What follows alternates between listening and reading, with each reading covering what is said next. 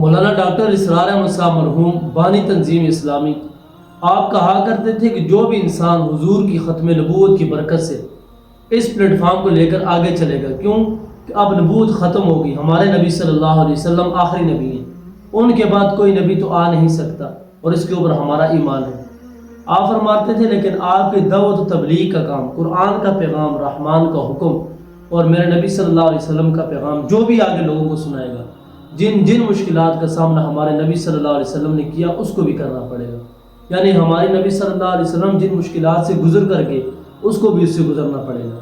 دیکھ لیں آپ، جب ہمارے نبی صلی اللہ علیہ وسلم نے یہ جو دعوت و تبلیغ کا کام شروع کیا تو کفار مکہ نے اور کفار قریش نے کیا سے کیا انہوں نے کہا، کسی نے کہا معاذ اللہ یہ جادوگر ہے، کسی نے کہا یہ کاہن ہے، کسی نے کیا سے کیا کہا، جو جس کی زبان کے اوپر ہے وہی اس نے کہہ دیا۔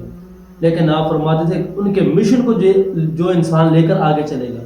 اس کو بھی وہی راستے، وہی مشکلات، وہی مصیبتیں کاٹنی پڑیں گی کہ جن سے میرے نبی صلی اللہ علیہ وسلم گزرے ہیں۔ لیکن ہمارا کام یہ ہے کہ ہم قرآن کا پیغام پہنچائیں، رحمان کا حکم سنائیں اور اپنے نبی کا فرمان بتائیں کہ قرآن کے اندر یہ ہے، اسلام اس کی اجازت دیتا ہے اور میرے نبی کا فرمان یہ ہے، تاکہ امت راہ راست پر آئے، ہم اپنی بھی اصلاح کی کوشش کریں اور دوسروں کی بھی اصلاح کرنے کی کوشش کریں